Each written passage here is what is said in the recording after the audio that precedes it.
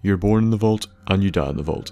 This was to be the fate of you and the other denizens of Vault 101. This is a vault that, unknown to many of its inhabitants, bar our shitlord of a father, would play a central role in the future of the DC wasteland and the eventual fate of the Enclave. However, this vault differs from many of the vaults that we have encountered in the past.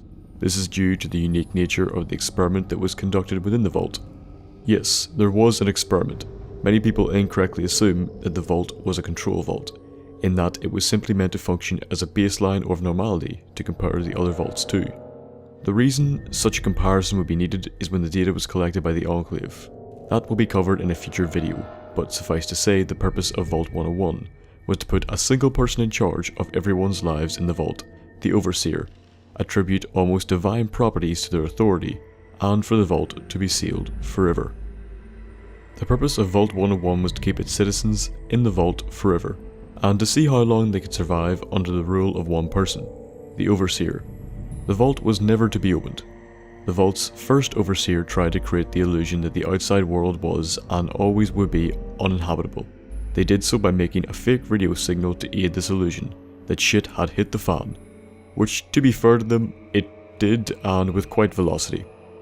This Overseer eventually passed away, and the second one took over the running of Vault 101. This Overseer still ran a tight ship, maintaining that they would never open the vault, leave the vault, or try to communicate with anyone outside the vault. Then they opened the vault, let people leave the vault, and let people communicate with people outside the vault. Yeah, their conviction was not great. What form this communication or interaction with the outside world took is unknown, though given that the vault was still not open to the other citizens and no logs of these communications can be found, we can assume these visits were kept under the utmost secrecy. The Overseer that preceded Alphonse Almodovar was a great advocate of exploration into the outside world. A team was formed by the Overseer, and one member of this team was Anne Palmer, the daughter of Lucy Palmer. The deranged old woman in the vault gives you the shite sweets for your birthday. Yeah, she's that old. Anna appears to have died in the wastes according to her GEC description. She was most likely the original owner of the armoured Vault 101 jumpsuit. Logs of the findings this team made can be found on the Overseer's terminal. The expedition log tells us that they found out quite a bit about the current state of the waste. The radiation levels were safe enough, although Radax was still needed. The topography was greatly altered as well, and we can chalk this down to the impact of nuclear weapons and possibly resulting tectonic activity. A scientist called McKay formulated a theory that stated the longer an animal or insect was exposed to radiation, the larger it would grow. The proof of this theory came with an encounter with giant ants near Springvale. They appear to have killed several of the creatures, and we can assume they brought them back to Vault 101 at some point, though we never see them. They eventually make their way to Megaton, where they appear to base most of their future expeditions out of. Upon learning of the dangers of the waste, it also appears that certain plans were revised, possibly plans that involved opening the vault. Lewis and Agnes Taylor remained behind to act as ambassadors and to collect future info. The Overseer died on such an expedition, and control of the vault fell to Alphonse Almodovar. Agnes Taylor returned to the vault, although the fate of Lewis remains unknown. Agnes got killed by rad roaches when our dad left, so yeah, that's kind of bad crack. The isolationism of the vault returned with Alphonse Almodovar. The reason for this is most likely due to the contents of the research logs, and possibly the death of his wife, fearing that the outside world would destroy or harm his daughter Amada. He also changed the motto of the vault: no one ever enters and no one ever leaves. Also, everyone was born here and everyone will die here. Outside the vault, several skeletons can be found. On them are pickets, signs, pleading to be let into the vault. Now, since we know that Alphonse favoured isolation the most, we can assume that these people arrived sometime during his rule, and that he let them die outside the vault. However, this isolationism was not ironclad. The father of the lone wanderer, James, was let into the vault in exchange for his services as a doctor, and the son of Anne Palmer, Jonas, was made his assistant. Looking at their terminal entries, we can see that not only did Jonas share his mother's interest in the outside world, but that he helped James in his research into Project Purity. From looking at the files on their computers, we can find out a few things. The Project Purity research was being carried out here, and they utilised the water chips in the vault. It also appears to be the point when James confided in Jonas about the purpose of his work.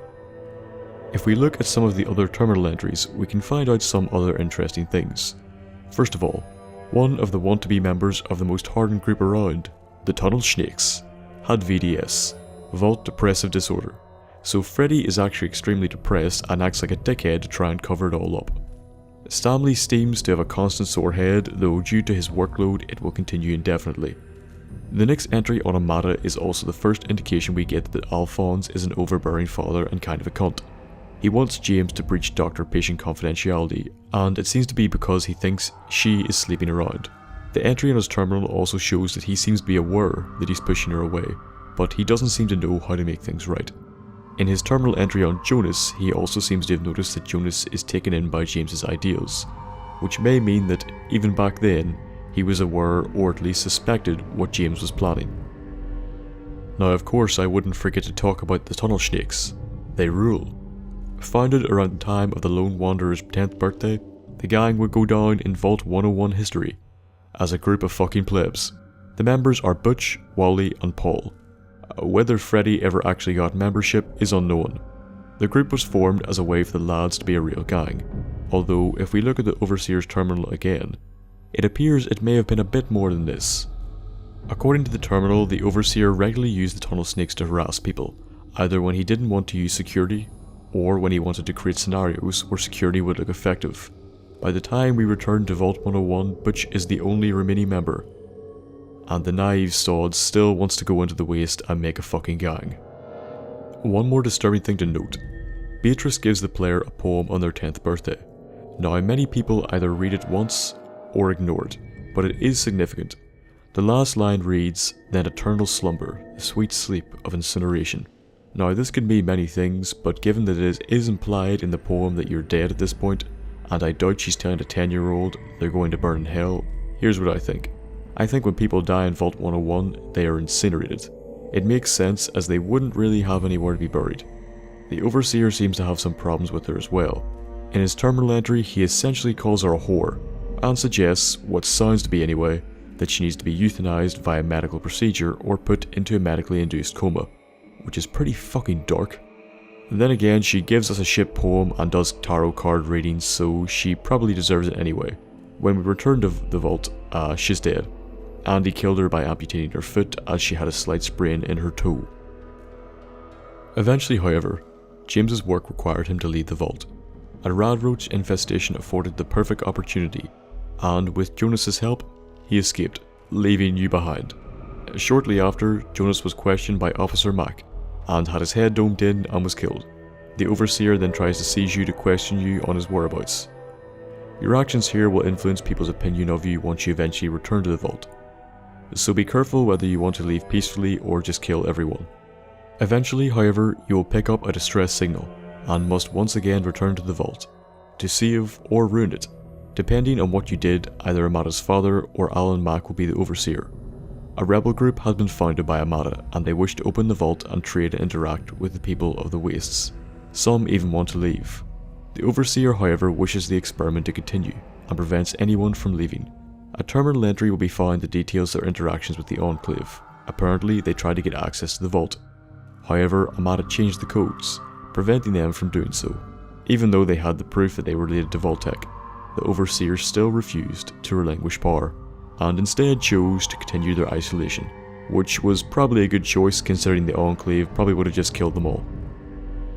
When you arrive, you can find a terminal entry by the head of security Paul Hannon, who plans a secret raid on the rebels using real ammunition. He says that the Overseer must not be informed and that they will make an example of a few of the rebels to make sure the rest fall in line. This shows just how tense the situation was. There are many ways to resolve this conflict, either keeping the vault closed or opening it. But for me, I find violence is definitely the most efficient way. However, in doing so, Amada becomes the new Overseer, and she will ask you to leave the vault. I just heard what you did. It was terrible, but I guess it had to be done. What's more, some of the people are saying I should be the new Overseer. It's all so sudden.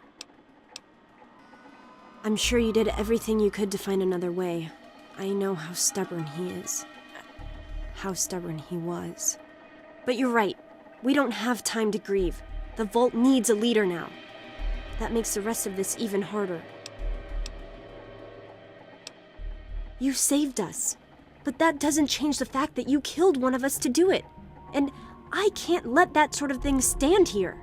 I guess it's a bit familiar. You've already been forced out of the Vault once before. At least now you know what's out there. I'm sorry. You're a hero, and you have to leave. This will be the last time you walk the halls of Vault 101, as she has decided that you're too violent to be kept around. This was a vault that's sole purpose was to see how long people could last with one person ruling over their lives, completely cut off from the outside world.